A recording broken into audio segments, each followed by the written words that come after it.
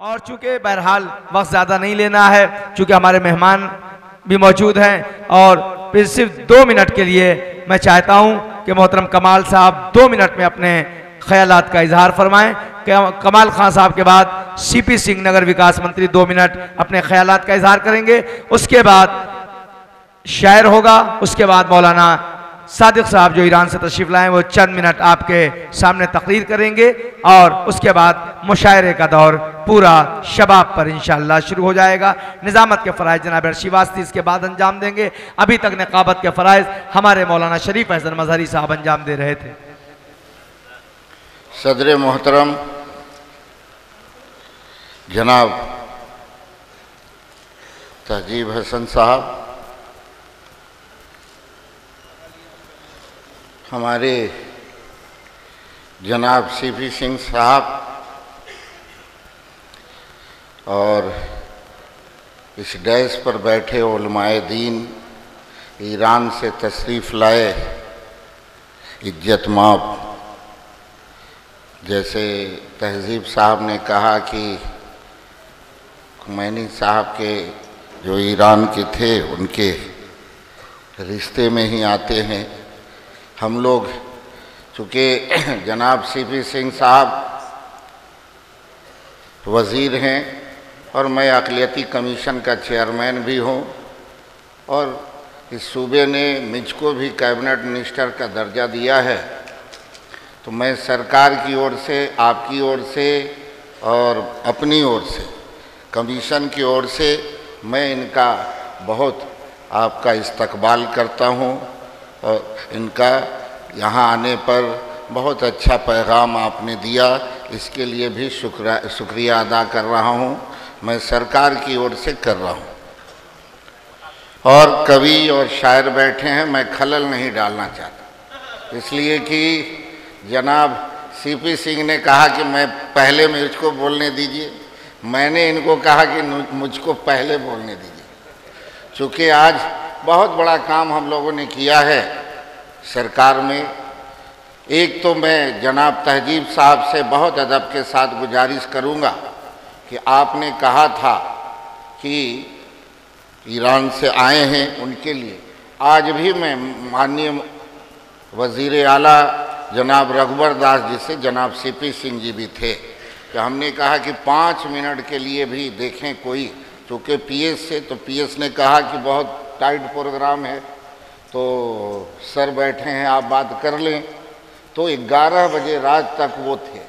और हमारे ईरान के मेहमान आए हैं। चूँकि भारत की तहजीब और भारत की संस्कृति है कि जो भी आए किसी भी मज़हब का,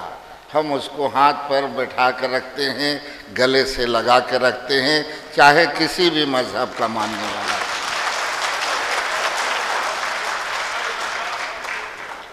ऐसा है कि और जहाँ चर्चा चल रही थी कि मैं कहता हूँ कि ज़्यादा लंबी बात नहीं, चूँकि शायद से मैं मुझको भी कुछ सुनना है, तो एक ही शब्द में मैं इतना कहूँगा। तज़किरा चल रही थी कि आपस में हम लोग बैठे हुए हैं, तो वो याद करे इस्लाम का मतलब ही हिंदी में शांति है, अमन है, पीस है,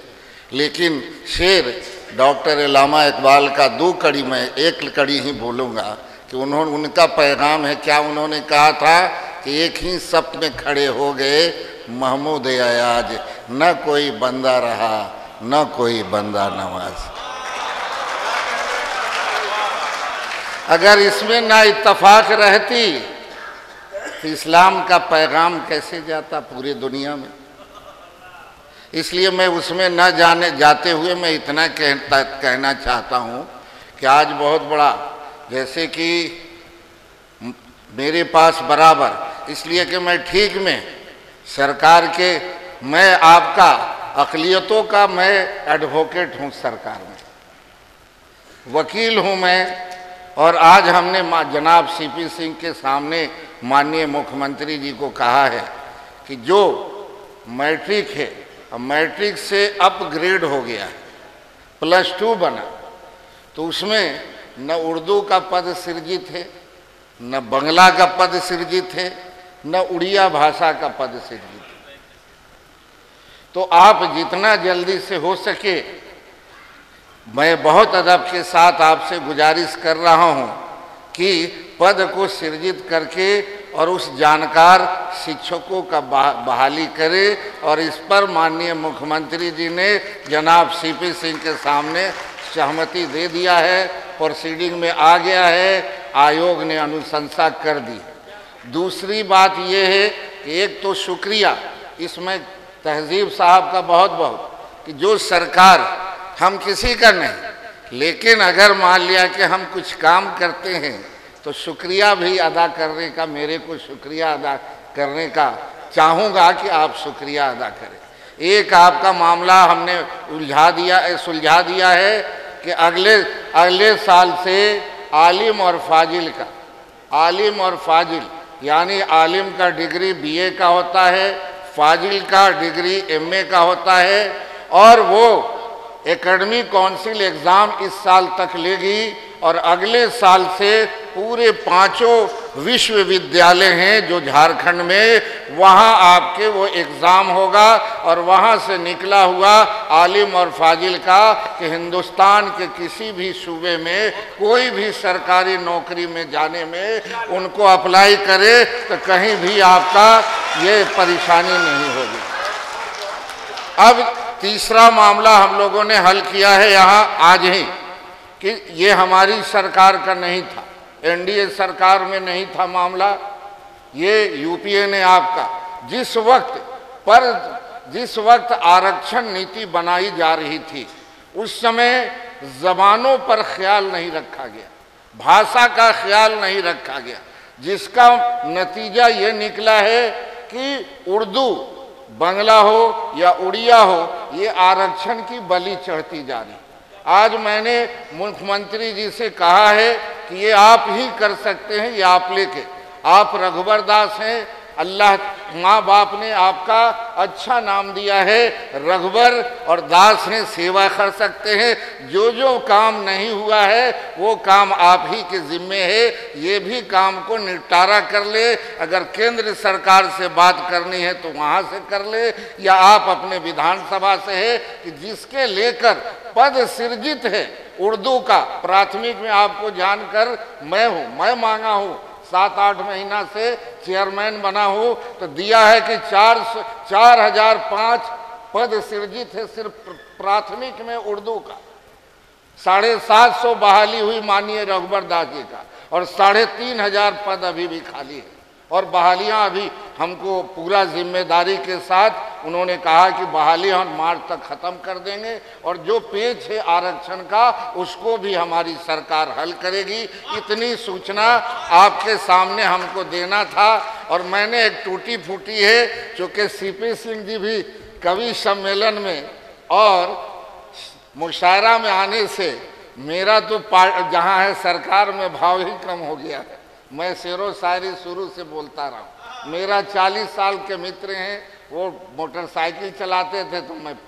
उनके पीछे बैठकर आपका पूरे में भ्रमण करते थे। पुराने मित्र हम लोग हैं, साथ में काम किए हैं। और आज सरकार बनने के बाद पहली बार भी अक़लियती कमीशन का चेयरमैन बना था, अलग सूबा बनने के बाद, और फिर हमको, और आप वज़ीर हैं ये सरकार में, तो मैं एक सीपी सिंह जी मैं आपको पेश कर रहा हूँ। सारे शोरा भी हैं, आलिम दीन है और यहाँ भी है कि गुलों के नर्म दामन पर, गुलों के नर्म दामन पर जहाँ पेवस्त हो कांटे, गुलों के नर्म दामन पर जहाँ पेवस्त हो कांटे, जहाँ कलियां तबस्सुम को तरसती हो बहारों में, जहाँ पायल के झनकारों पे सिक्के बरसते हों, जहाँ पर एक बूंद दूध के लिए बच्चे तरसते हों, जहाँ बेगौरों कफन दफनाए जाते इंसान के लाशों को, वहाँ पर टूट के पत्ते की तरह ऐ कमाल हम जो बिखरेंगे तो हर शख्स निखरता होगा। बहुत बहुत